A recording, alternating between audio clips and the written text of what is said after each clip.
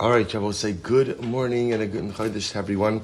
Begin by thanking our sponsors. So first of all, thank our TALMUD TORAH sponsor for the month of Cheshvan.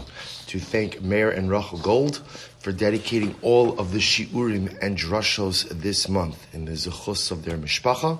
We truly appreciate their sponsorship, and halavai, Be'ez Hashem, they should be zocheh to see beautiful nachas ledorei doros. We thank our week of learning sponsors, Avron and Shaan Elbaum, for dedicating all of the shiurim and drashos this week in memory of, in the zechus of Refua Shleima for Ami ben Chaya. And our Daf Yomi sponsor today, the TA class of 1971, in commemoration of the 50th yahrzeit of their classmate, Morris Sandler, Moshe Yehuda ben Avraham Kelman Family.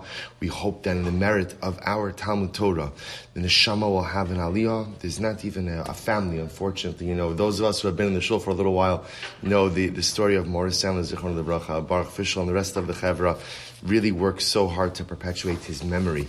And it's an incredible zchus to be able to dedicate today's daf. We hope that in the merit of our learning, his neshama has an aliyah. He enjoys a licht gan eden li'olam va'ed.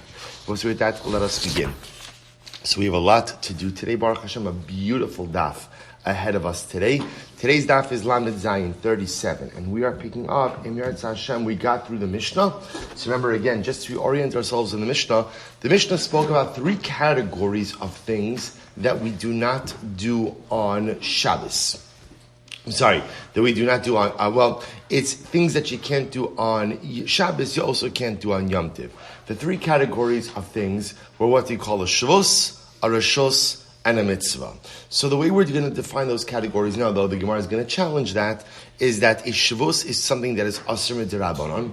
A Rishos is something that is also Asr Midirabanan, but has a quasi-mitzvah element to it, and Mitzvah is a mitzvah. The common denominator amongst all of these things is that they're all asr, right? You cannot do them on Shabbos, the Gemara says, as well as on Yom Tov. So we'll say now we're going to go through all of these cases, and there's a lot of really interesting halacha in some of these cases. Let me just make sure we're up and running over here. Okay. Good. So it says the Gemara, Ein lo olin be'ilan, you're not allowed to climb a tree. Why can't they climb a tree? Says the Gemara. Gzeira shema yitlosh. So we'll say, remember again, the lashon of the Mishnah was b'shabis chayav Allah. Mishum mitzvah b'shabis chayav Allah b'yom tov. All of these things apply on Shabbos as well as on Yom Tov. So number one, lo olam b'ilin, you can't climb a tree. Why not? Gzeira shema yitlosh, out of a concern that you may come to detach a branch. Good. V'lo rochun agabi behema, you can't ride an animal on Shabbos. Gzeira shema yetze chutz letchum, out of a concern that you may come to leave the tchum. Now this is very interesting, says the Gemara, Shmamina. Now I will say, now remember, if Chazal are going to legislate and say you can't ride an animal, lest you come to leave the tchum, that must mean that what? Shmamina, tchumin daraisa. That would tell us that tchumin, the concept of tchum, is daraisa. Now remember again, why does it have to be that way? Because Chazal aren't going to legislate an isser in order to safeguard an isser derabanan. That would be called a trade derabanan, right? Or gzera, which we don't do. So the fact that Chazal are legislating this must mean that tchumin daraisa. Now we'll say, now of course that's very interesting because generally we paskin, we assume tchumin are derabanan. To which the Gemara says, Ela gzera shema yachtoch zmura. Rather, why can't you go ahead and ride an animal on Shabbos? Ultimately, again, out of a concern that you may come to detach a branch. For what purpose? For the purpose of whipping the animal. Right? Whipping the animal. Good. Next, for those shatan al pnei hamayim, you can't swim on Shabbos. So I'll say, this is very interesting. Why can't you swim on Shabbos? So the Gemara says, Shema ya'aseh chavis shal shayotin. Rashi says, what does it mean chavis? Now, chavis shal shayotin literally means a barrel of swimmers. Now, what does that mean? It says Rashi, Kli shel guma she'argin also, va'osin kamin chavis aruka, u'lemedin ba'losha. It's a flotation device. Chazal said you can't swim on Shabbos lest you come to construct a flotation device. Now, what's very interesting over here is as follows. Rashi says, what's the issue with constructing a flotation device? So according to Rashi, there are two potential malachas. Malacha number one is she'argin also. You're weaving it, right? So the act of weaving on Shabbos. is an av malacha, oreg is an av malacha, right? Furthermore, again, there's tikkun kli, or tikkun mana. Constructing of a vessel is also an isser on Shabbos. So according to Rashi, there's ariga and tikkun kli. Tosas, is just interesting. Tosas says, Shema Yaseh Chavish Shal Shayatin. So if you look at the end of that Tosas, he says, Lachin Nirali Shukli Cheres. Tosas just disagrees on the metzias of this kli. And according to Rashi, this was fashioned out of woven reeds. Tosas understands it to be an earthenware vessel, a hollow earthenware vessel, which would float.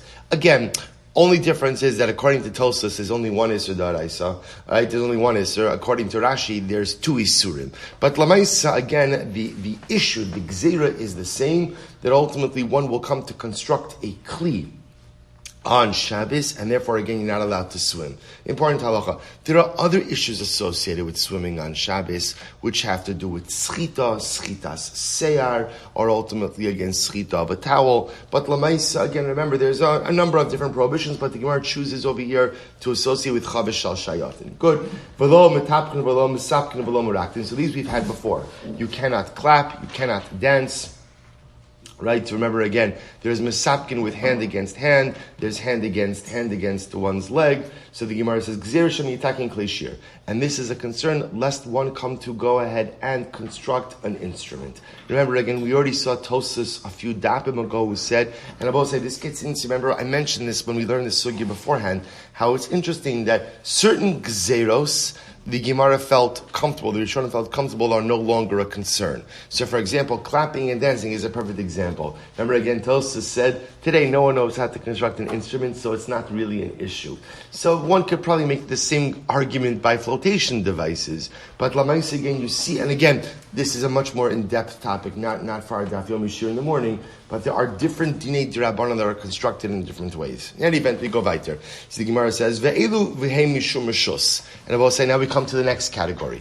These are the things that are aser als reshus. So I will say, remember again, the first category was shavus, which means non-mitzvah activities prohibited, and again we've seen because they may lead to malacha. Next category are what we call reshus. Reshus are things that have a quasi-mitzvah identity associated with them. What are the things of reshus? Lo danin. So number one, you can't judge. The Gemara says, I have a mitzvah kavid. They will say it is a mitzvah to judge. Now, let's interpret that correctly, right? What does it mean it's a mitzvah to judge, right? It means if you're a dayan and you're adjudicating a case, the act of adjudicating a legal dispute is a mitzvah. We'll say, listen to how profound this Gemara is. Lo tzricha di'ika da'adif minei. They will say, when do you sit in judgment? If you're the smartest guy in the room. But if you're not the smartest guy in the room, there is no mitzvah of judgment. I will say, what an incredible way to approach life. First of all, always approach life, you're never the smartest guy in the room. And if you think you're the smartest guy in the room, that's even a greater proof that you're not the smartest guy in the room. Don't judge unless you're the smartest guy in the room. Because at the end of the day, judgment is so dangerous because you never have all the details.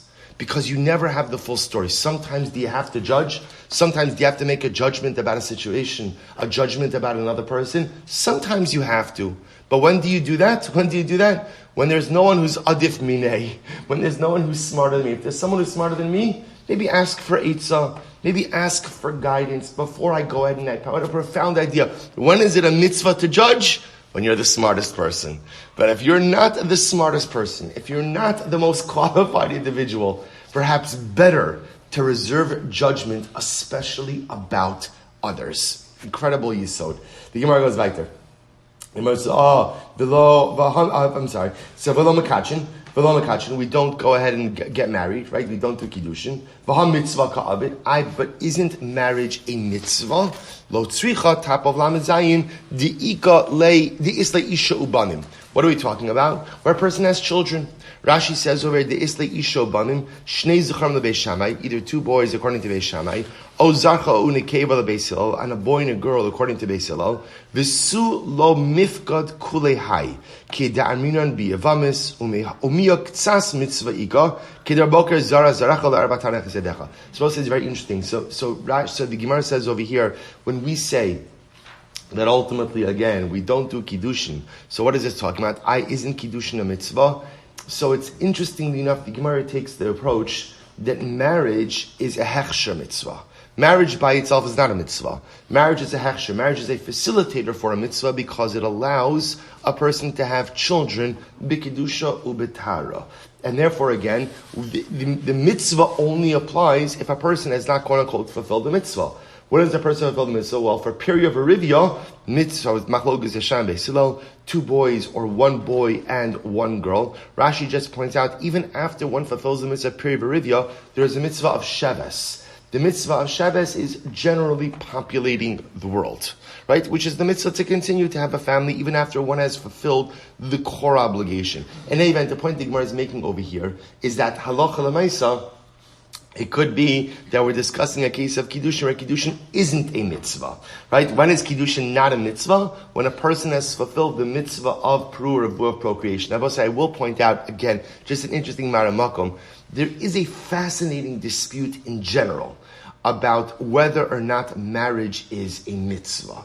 Right? Is marriage a hechsher mitzvah to allow for a family, or is there an inherent mitzvah in the concept of lo tov heyos ha'adam levado? It's good for a person not to be alone. Is that a mitzvah to go and get married? So I'm just pointing out, we're not dealing with it now, I'm just pointing out here the Gemara takes it as a davar pashit. Marriage is not the mitzvah. The mitzvah is pru'ravu. Marriage is what allows ultimately, again, for the mitzvah period, like to compare it, it's not a good comparison, but you'll get it for illustration purposes. Shchita, right? It's a really bad comparison, but you understand, right? Like, is shchita a mitzvah? Is shchita a mitzvah? So, bepashtos, according to almost Orishon, the answer is no. Shchita is a hechsher mitzvah, right? In other words, the mitzvah is to eat kosher meat, right? So shchita is what allows me to go ahead. So there's a machlokes, is marriage like shchita? You understand that? I don't mean it, in a mitzvah sense, right? In a halachic construct sense. So how do you view it? But again, not for today, but just interesting nevertheless. We don't do chalitza, we don't do yibum. Mitzvah ka'avid. But 1 second, isn't that a mitzvah? Chalitza and yibum is a mitzvah. Lo tzricha di'ika gadol. Very interesting. U'mitzvah begadol liyabe. But we're dealing with over here where there's an older brother. Now remember again, yibum chalitza is a situation halacha l'maisa where a man dies childless. So the halacha is that the surviving brother does yibum. Now, or chalitza for that matter. Now remember, technically speaking, the obligation for yibum and chalitza devolves upon all of the surviving brothers. The halacha is the oldest brother doesn't. But technically speaking, if one of the younger brothers came along and did yibum or chalitza, it's done. It's done. So the Gemara says, what are we talking about over here? Where yibum, so to speak, or chalitza is not a mitzvah, where there's an older brother, there's someone in front of me for the mitzvah. V'kulu taimamai, to which the Gemara says, why are Chazal legislating? We'll say, how convenient would it be to get married on Shabbos, right? Think about that for just a moment, right? First of all, dramatically decrease the guest list, because it's only people in walking distance, there's no band, there's no this, there's no that. It's a kiddush, right? How beautiful and how wonderful. So, and all of these things, they're all mitzvah things, so why can't I do them on Shabbos? To which the Gemara says, Gzeira Shema Yichtov. I will say fascinating. All of this is a concern that you may come to write. Now, what's the issue over here? Look at Rashi, Shema Yichtov. So let's go through this. Number 1, you can't adjudicate legal cases. Why? Because Psak Din Ledinin. Because remember, again, legal decisions have to be written down. So, Shtar Erusin Likidushin. Marriage needs a ksuva. Shtar chalitza lecholetzes. Remember again, a woman who's getting chalitza also wants a shtar. It's not a get, but it's the shtar chalitza. Uksuva liyivama, right? And also, or the ksuva for the yivam, which means the receipt of the ksuva. So I'll say the point over here is all of these things have documents associated with them. So we are concerned that if we allow you to do this on Shabbos, then at the end of the day you may come to it. So we'll say, so what you have over here is you can't go up on a tree because of a branch. Can't ride an animal also really because of a branch. You can't swim because you may come to construct a flotation device. You can't go ahead and issue a din. You can't get married. You can't do yibum or chalitza. Why? Gzeira shema yichtov. Ultimately, again, out of a concern that you may come to right. Ve'eluhein mishum mitzvah. So we'll say now there's the last category. The last category are things that are mamish mitzvah. Mamish mitzvah, but you still can't do them on Shabbos. What are they? Lo makdishin, velo ma'arichin, velo machrim. So also remember again, makdishin is you can't make something hektish. So that's pretty straightforward, right? Making something hektish, I can't go ahead and say this hereby belongs to hektish.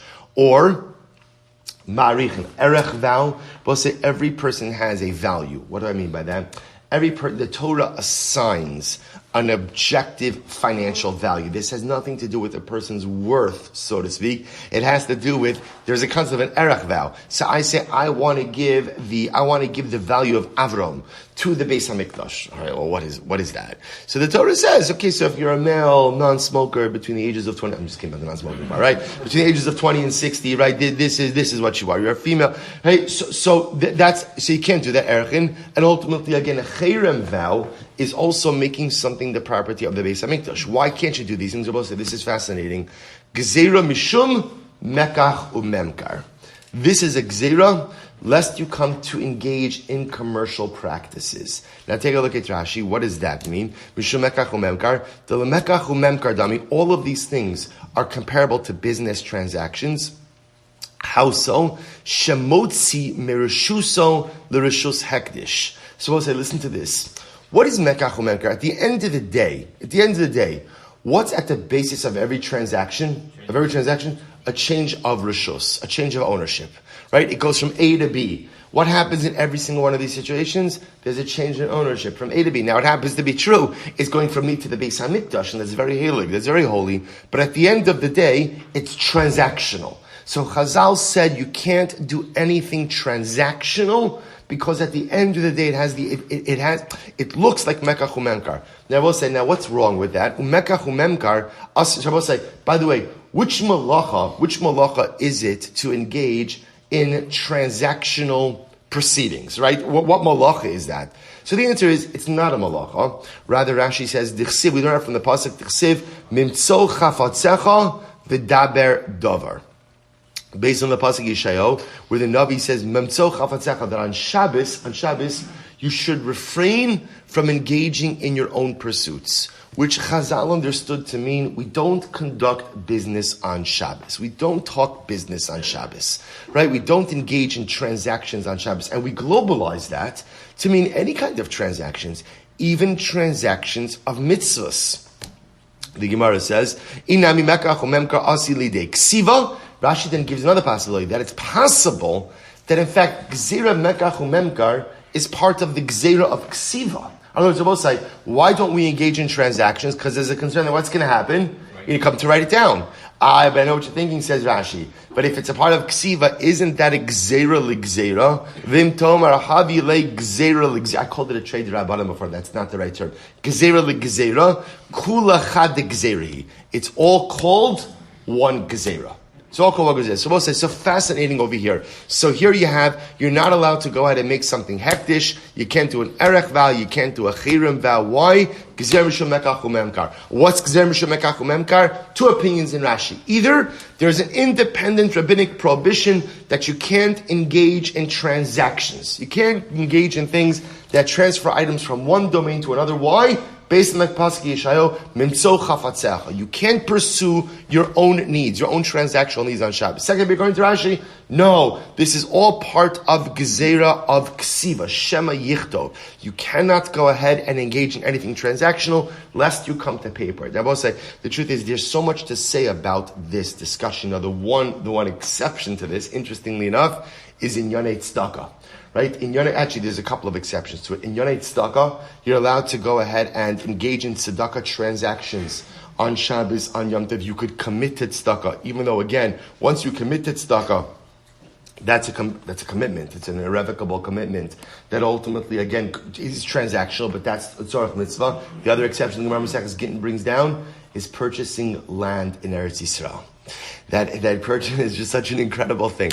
That purchasing land in Eretz Yisrael is such an important thing. The Gemara says that you're actually, this is the next smichas chaver zman, which if you haven't signed up yet, it's kidai, which is you're allowed to instruct a guy to draw up a real estate document to purchase land in Eretz Yisrael on Shabbos. In other words, that even on Shabbos you can explicitly instruct the Nachri. So tzedakah and Eretz Yisrael are the two things that seem to be the exception to the Gezerah Mekach Memkar. Incredible. Let's go weiter. V'lo magbin Trumas and Maasros. So we'll say you can't separate out Trumas and Maasros on Shabbos, or for that matter on Yom Tiv. Pshita. So we'll say that's obvious. Now remember again, that's obvious, right? Because we've already dealt with this extensively. What's the issue ultimately with separating out Trumas and Maasros is Tikkun Mana, Tikkun Kli, right? You're fixing something. So because you're fixing something, ultimately, again, that's problematic. To which the Gemara says, no, what's the chiddush? Alitna lekoin bo bayom. Rather, what we're referring to is to go ahead and to give it to the kohen that day. In other words, I might have thought that halacha lemaisa, I can give a kohen trumas and maasros that day. Rashi points out because again, it's the tzorech yom tiv. No one knows that it's trumas and maasros. They might just as easily think that it's a nice gift that I'm giving to the kohen. V'hani mili peri de tefillah me'esmol.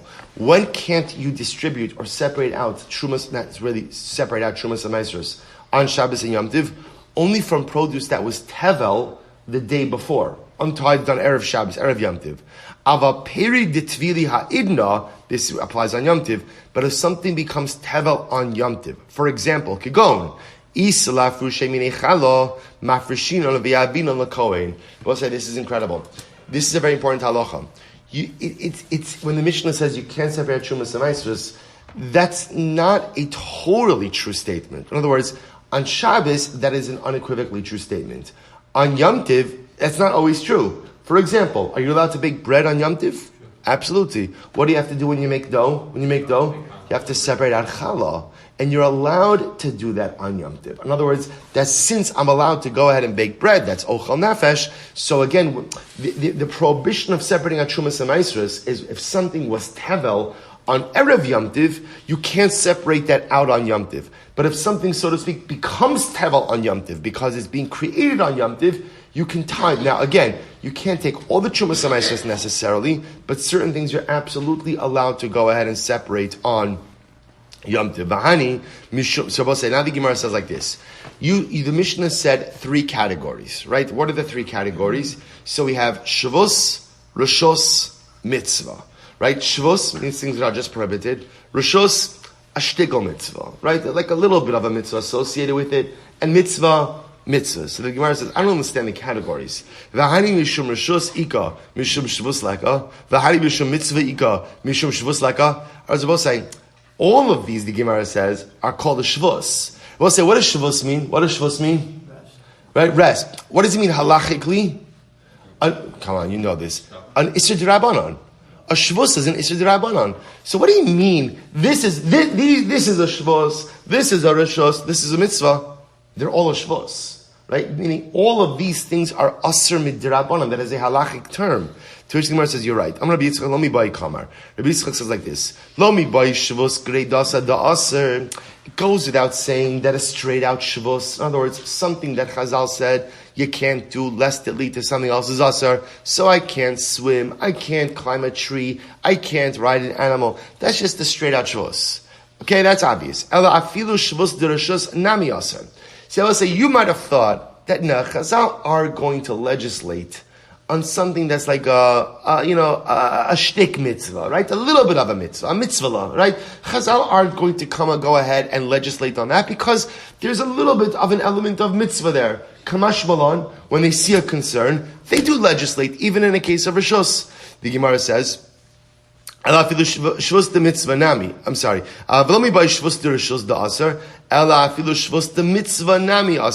And furthermore, again, you might have thought that even if Chazal are going to legislate in a case of rishos, where there's only a little bit of a mitzvah, but they certainly won't legislate in what? In a case of a mitzvah, right? In a case of a mitzvah where there's mamish, a full-blown mitzvah, kamash malan they do. So Rabbi says, so the point of the mission is, you're right.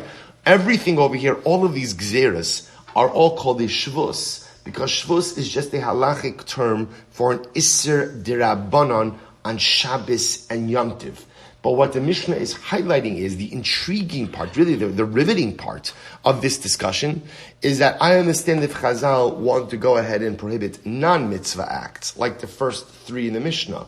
The chiddush over here is that Chazal will even legislate on quasi-mitzvah acts, and the bigger chiddush is that Chazal will even tell you not to do certain mitzvos, ultimately, again, because they may lead to malacha. Quite interesting. So the Gemara says, Kol elu b'yom tov amru. All of these things were stated by Yom Tov. So also, right, remember again, whatever is asur, the Gemara says, what the Mishnah says, whatever was asur on Shabbos, kol elu b'Yom Tov amru kal v'chomer b'Shabbos. So the Mishnah says, whatever is stated on Yom Tov was also said on Shabbos, because there's no difference between Yom Tov and Shabbos except ochel nefesh or minhu alaska shayla mashilin derech aruba b'Yom Tov alo b'Shabbos. You could say this goes back to our last sugya. You could lower produce through an opening in the roof, a skylight in the roof, on Yom Tiv, but not on Shabbos. You both say, remember again, it's muktzah, right? Remember, the produce you spread out to dry on your roof is muktzah. On Yom Tiv, you could push it down the skylight because it's not considered to be so much tircha. For Shabbos, remember, again, I want to point out there's something that is muktzah, just remember, we learned this in Hilchos Muktzah. Just because you're going to suffer a hefsid, a loss, is not a license to really move muktzah. So halacha l'maisa, again, you could do this on Yom Tov, but not on Shabbos. First wide line. On Rav Yosef, lo kash. So we'll say here, the Mishnah makes it sound like everything that applies on Shabbos also applies on Yom Tov, or the Yom Tov applies on Shabbos. The only difference between Shabbos and Yom Tov is ochel nefesh. Well, that's not true, because here you see a fundamental difference, how you lower produce, or if you can lower produce, through a skylight on the roof. On Yom Tiv you can, on Shabbos you can't. Rabbi Yosef Lokasha, Ha Rabbi Eliezer, Ha Rabbi Yoshua. This reflects two different opinions. Look at Rashi for just a moment. Mashil and Peros. Alma gozru shvus al Shabbos lo gozru al Yom Tiv. So the point over here is you see is shvus that Chazal have legislated by Shabbos that they did not legislate by. We'll see here. In other words, by Yom Tiv you could push the produce down the skylight. Here the Beitzah indicates that you're not allowed to do that on Shabbos. Which the Gemara says, but how does that stem with our Mishnah, which says that there's no difference between Shabbos and Yom Tiv except ochel nefesh? Which the Gemara says, two different opinions. This Sanya, here we go. This Sanya, the Gemara says, Osov yes b'no shnafel lebar. We'll say we've referenced this case before. Let's say you have a mother and its offspring, the mother and the child, right? The animals that both fall into the pit. Now, both say, remember again, you're allowed to shecht on Yom Tiv, but you're not allowed to shecht a mother and its offspring animal on the same day. So now I have two animals in the pit. So what do I do? Rabbi Eliezer Omer Ma'alas Harishon Almanas L'Shochto. You could bring up one animal, whichever one you want, on the condition that you're going to shecht it. Right? So the tircha, the effort involved in raising the animal out of the pit, is legitimized because you're going to shecht it. But what about the second one? The second one, now once you get the first one out of the pit, you're about to say, can you shecht the second one? Can you shecht the second one? No. Because if I'm shechting the first, I can't shecht the second. So what do you do with the second? You lower food down to it and hopefully take care of it until Matzah Yom Tov and you can bring it out. Rabbi Yoshua Omer, listen to this. You could bring up the first animal on the condition, right, with the intention of slaughtering it. And then what happens when it gets up to the top, right? You'd say, you know what? Nah, I don't want to shecht this one. Let me see what the second one looks like. And then you can say, no, I changed my mind. I want to shecht the second one and bring the second one out of the pit. And whichever one you want, you can go ahead and shecht. So we'll say, how does this line up? Take a look at Rashi in just a moment. Rabbi Eliezer, Seifa diktani ein ben Yom Tov l'Shabbos, the Choshavus the Gazra al Shabbos, Gazra al Yom Tov, va'afilu behefsid mamon. Rabbi Eliezer he shelo hitter lalos oso v'yesbino mipnei hefsid mamon. So let's listen to this. So our Mishnah, which said there is no distinction between Shabbos and Yom Tov, right? There is no distinction between Shabbos and Yom Tov. Ultimately, again, that whatever shvus there is on Shabbos also applies on Yom Tov, would mean that you're not allowed to push the fruit down the skylight, even on Yom Tov. That reflects the view of Rabbi Eliezer, because Rabbi Eliezer would say, we don't allow you to do things just because you're going to suffer a financial loss. V'haraya, we'll let you get one animal out of the pit, but not two. Choose which one you want to slaughter. That one you can get out of the pit. Vasheni, and the second one, lower food down to it. Hopefully it survives until the end of Yom Tiv. The second opinion, Rabbi Yoshua, who says that halacha l'maisa, you can get a both with a little harama, a little, what's the word? Yeah, I know when the trickery sounds so terrible, right? Imagination. Imagination, I think, is the right word, right? A little imagination. He will say, why can you employ imagination? Because there's a hafsa, because there's a loss. So he would allow you to push produce down through the skylight on Yom Tiv in order to save yourself from a loss. That's how the Gemara wants to set it up. To which the Gemara says, maybe not. Rabbi Eliezer Hasam Ela de Efsheh Parnasa. Maybe not. It could be in the case of Osavias, one of the two animals. Rabbi Eliezer only allows you to bring one out of the pit because there's the ability to sustain the other by lowering food down to it. But maybe in the case of the produce, where if you don't get it off your roof, the produce is going to be ruined, maybe Enochinami Rabbi Eliezer would allow you to push it through the skylight. Furthermore, Rabbi Yoshua only allows you to do that. Why? Because there is some imagination to be had. But over here in the case of the fruit on the roof, there's really no imagination to be had. Maybe he wouldn't allow us. Therefore, I both say that reconciliation doesn't work. The two opinions, one is Beishan, one is Beisil. Both say. So remember again, our fundamental machlokes over here is: do we say every shvus that applies on Shabbos applies on Yom Tiv? That's what the Mishnah said over here. Or do we hold like this Beitzah, which indicates to us that what? No. It could be that there are certain shvusin, certain dinei dirabanan, which apply on Shabbos that don't apply on Yom Tov. For example, pushing the produce from the roof down the skylight, which the Gemara says it's a machlokes. Machlokes Beis Shammai and Beis Hillel. This nan, Beis Shammai omrim ein motziin lo esakatan v'lo esalula v'lo esefer d'olo sh'sorabim u'Beis Hillel matirin. Beis Shammai says that the license for Ochel Nefesh only applies to food. Does not apply to anything else. So for example, you can carry food, but you can't carry a child, and you can't carry your lulav, and you can't carry a Sefer Torah. Whereas Beis Hillel permits it. If you look at Rashi says over here, Ein motzin es hakatan, delo hutra otsa shelo l'tzorech, v'gabi total shelo l'tzorech nami gazrinon, v'afilu gabi hefsid mammon.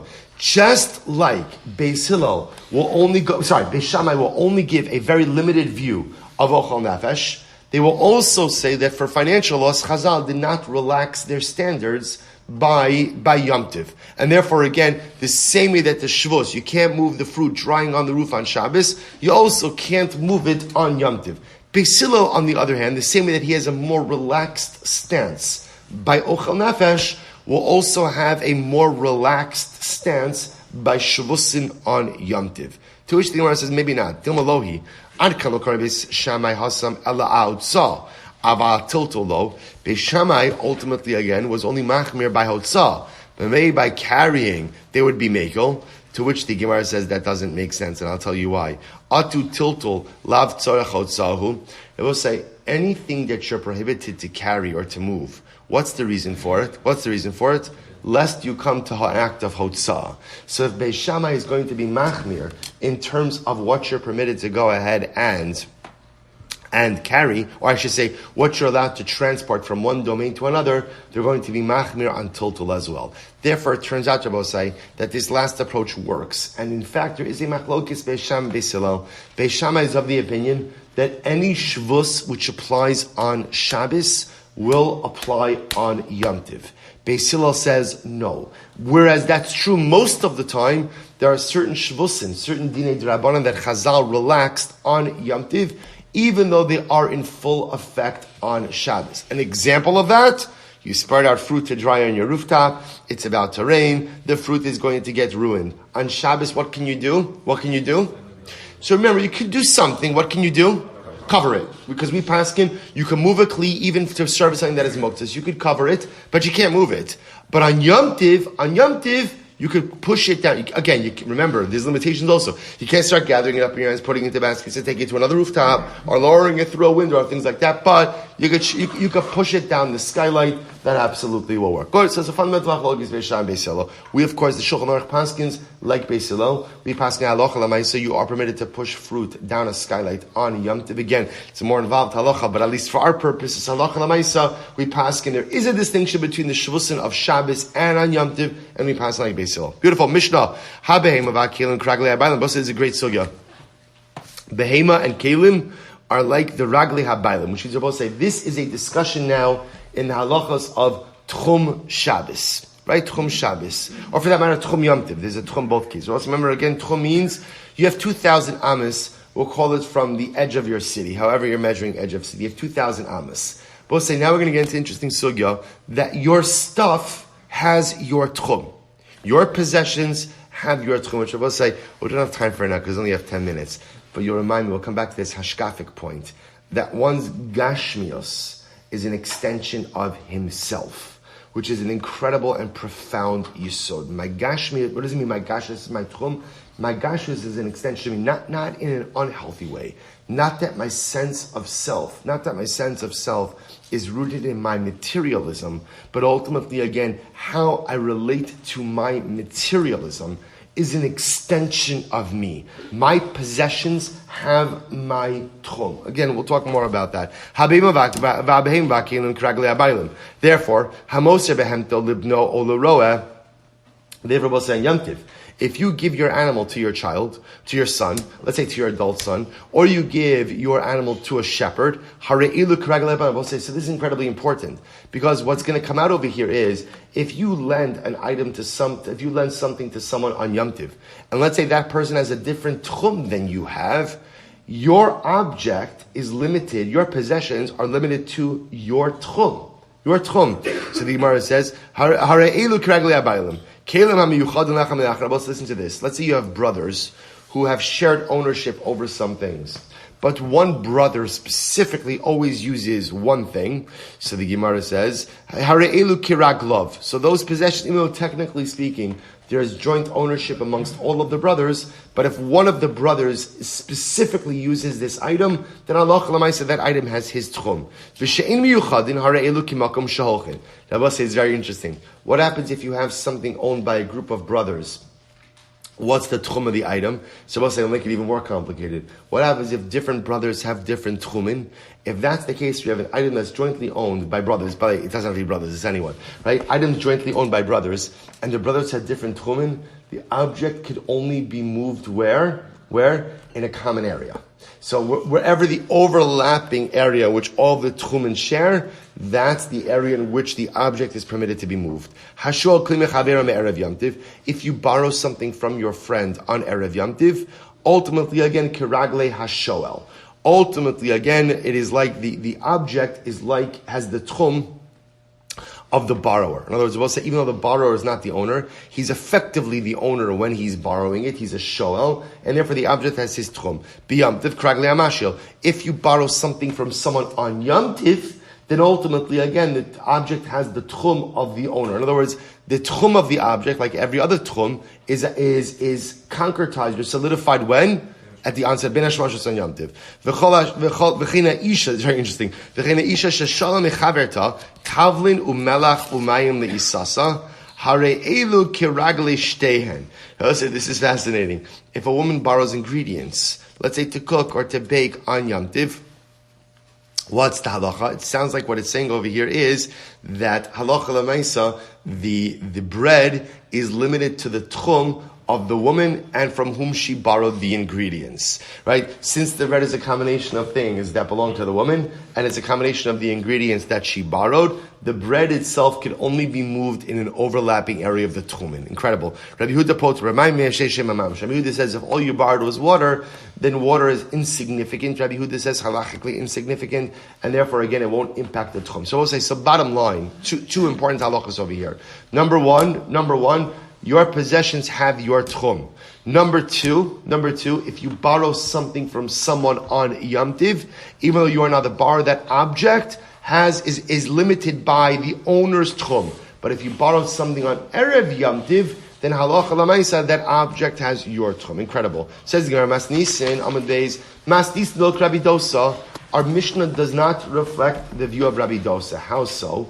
Rabbi Dosa Omer, Omer, Halokeach behema mechavera me'erev yamtiv. If you go ahead and you purchase an animal you take an animal from someone at erev yamtiv, afapi shalom masra lo biyamtiv, even though it was not given over to the person of yamtiv. In other words, let's say I purchased an animal erev yamtiv, right? But it wasn't delivered, right? It wasn't delivered to me until yamtiv itself. Ultimately, again, that animal has the purchaser's tchum. Okay, so we'll say that's not such a chiddush, right? In other words, as long as I took title, right? As long as I took title erev yamtiv, even though I didn't get delivery until yamtiv, that object has my tchum.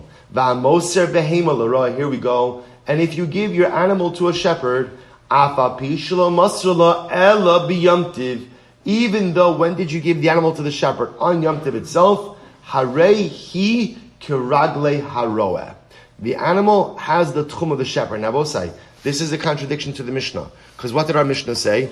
Our Mishnah said that if I give my animal to a shepherd on Yom Tov, whose tchum does the animal have? The owner's tchum. Rabbi Dosa says if you give an animal to a shepherd on Yom Tov, the animal has the shepherd's tchum. So our Mishnah clearly does not reflect the view of Rabbi Dosa. Maybe not. Afilu tim Rabbi Dosa. It could have been Rabbi Dosa. Below kasha, kan beroa echad, kan b'shnei roa. We'll say this is fascinating. Rabbi Dosa is talking about a case where there's only one shepherd. The Mishnah is talking about a case where what? There are two shepherds. What does this mean? Say, Rabbi Dosa is talking about where I've got my shepherd. I've got my guy. I'm a one shepherd guy. I've got my shepherd. This is the person who shepherds my flock, which means I already know on Erev Yom Tov what's going to happen on Yom Tov. Who's getting that animal? Sure. The roa. Because I know that the roa is getting it, Rabbi Dosa says, okay, we know it's going to the shepherd on Yom Tov, so it's effectively as if it already has been delivered to the shepherd, therefore it has the shepherd's tchum.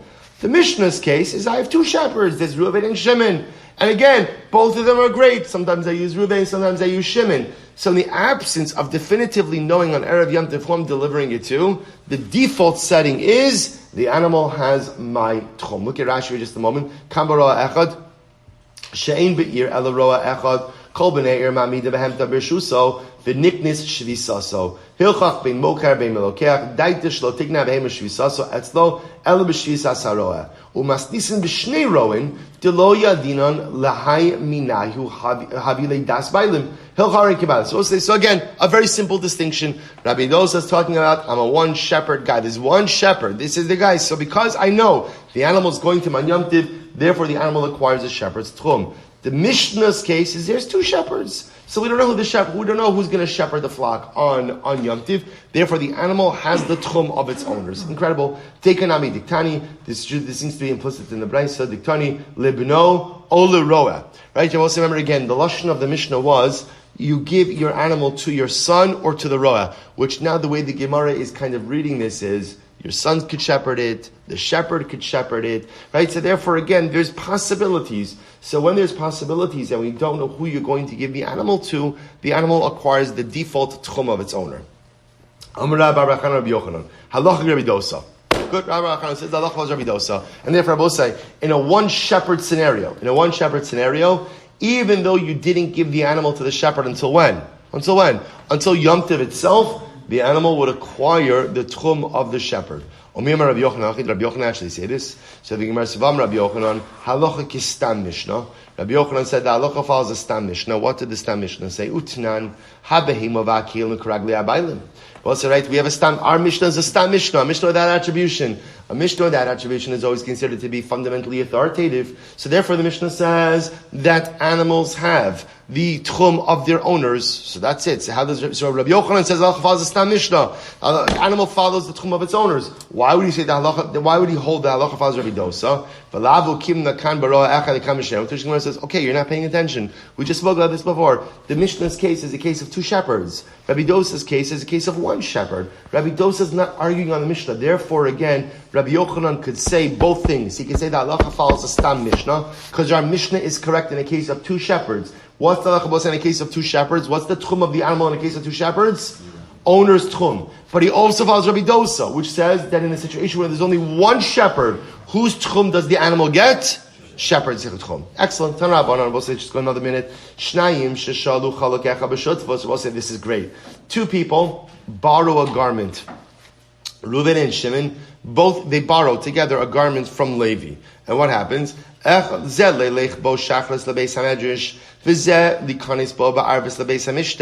One of them needs it Shabbos night to go to a Su'udah. The other guy needs it Shabbos morning to go for davening. I was going to say to go for Kiddush, but to go for davening, I think they do that first. Right, to go for davening. So what's the halacha? Zeh arev alav b'tzafon, v'zeh arev alav l'daram. We'll say, watch this. Both of them made an erev in a separate direction. So what's the halacha? The Gemara says, Zeh sh'arev alav l'tzafon, mahalich l'tzafon k'raglei misha arev alav l'daram. V'zeh sh'arev alav l'daram, mahalich l'daram k'raglei misha arev alav b'tzafon. So we'll say, ultimately, and what's the halacha? We'll have to stop over here. The halacha is, it's actually kind of obvious. What can you do? Where could you move this article of clothing? Only in the area of overlapping tchum. In other words, we'll say, if you can imagine in this case, Reuven made his tchum to go east, Shimon made his tchum to go west. They need to go in two different directions. The Gemara says, remember again, the object has the tchum of the people who own it. In this case, it's the borrowers who are the owners for this present moment, and therefore, halacha l'maisa, the item could only be moved in the overlapping tchum. Ve'im mitzvah, just end with this, ve'im mitzvah esat tchum, harei zeh lo yizizena mimkama. Then I will say that works fine as long as there's an area of overlap. What happens if there's no area of overlap? In other words, we'll say, let's say the home in which they both reside is literally, again, at the edge of the tchum. So Reuven made his tchum 2,000 amos to the east, Shimon made his tchum 2,000 amos to the west, and there is no overlapping area. In that case, the garment would not be permitted to be moved at all. We'll stop over here for today. We'll pick up in Meretz Hashem with this case tomorrow. Shkar Chavosai.